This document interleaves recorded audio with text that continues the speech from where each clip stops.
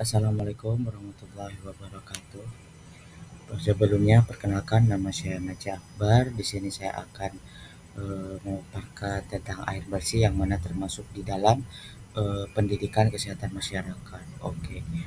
Sebelum masuk ke air bersih, pertama-tama kita harus tahu pengertian air. Air itu apa sih? Air sangat penting bagi kehidupan manusia. Manusia akan lebih cepat meninggal karena kekurangan air daripada kekurangan makanan. Tubuh orang dewasa sekitar 55-60% berat badan terdiri dari air, dan untuk anak-anak sekitar 80% terdiri dari air. Sekarang masuk ke pengertian air bersih. Untuk pengertian air bersih secara umum yaitu air yang aman dan sehat yang bisa dikonsumsi oleh manusia. Kalau secara fisik, air bersih itu air yang tidak berwarna, tidak berbau, dan tidak berasa. Dan untuk secara kimia, pH air bersih itu netral, bukan asam atau basa. Jadi berada di tengah-tengah. Dan yang kedua adalah tidak mengandung racun dan logam berat berbahaya yang berbahaya bagi tubuh manusia. Syarat-syarat air bersih itu apa sih? Untuk syarat-syarat air bersih, air rumah tangga harus memenuhi syarat fisis, kemis, dan syarat biologis. Nah, syarat fisis, kemis, dan syarat biologisnya apa?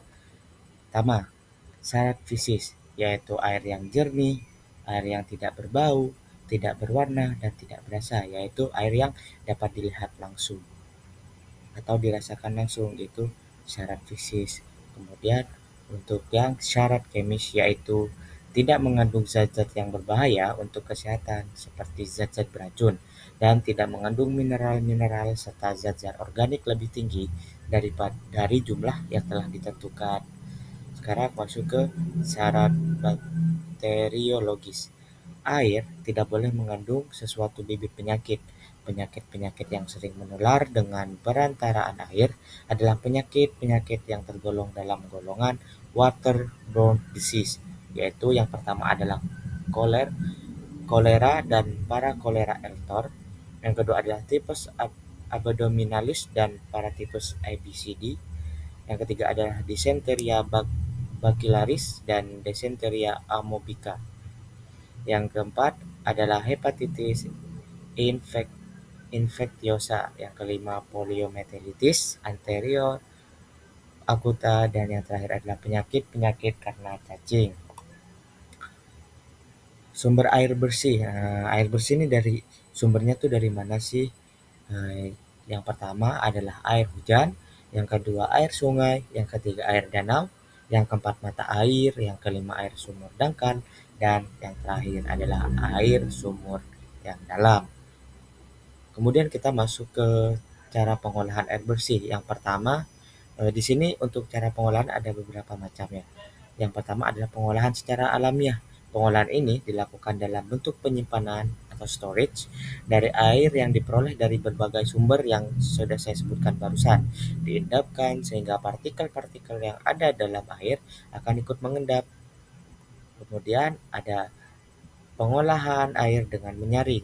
Penyaringan sederhana dapat dilakukan dengan kerikil, ijuk, dan pasir seperti bisa dilihat di elemen itu ada contoh berupa animasi ya. Seperti itu contoh untuk air dengan cara menyaring. Terus yang ketiga adalah pengolahan air bersih dengan menambahkan zat kimia.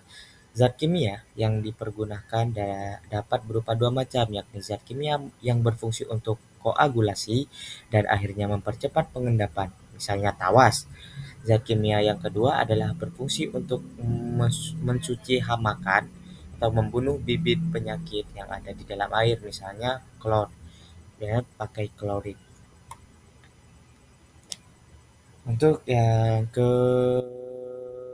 berapa ya? Yang keempat, pengolahan air dengan menggunakan udara. Tujuan utamanya adalah untuk menghilangkan rasa serta bau yang tidak enak, menghilangkan gas-gas yang tidak diperlukan, misalkan CO2 atau karbon dioksida, dan juga menaikkan derajat keasaman air. Dan yang terakhir adalah pengolahan air bersih dengan memanaskan sampai mendidih.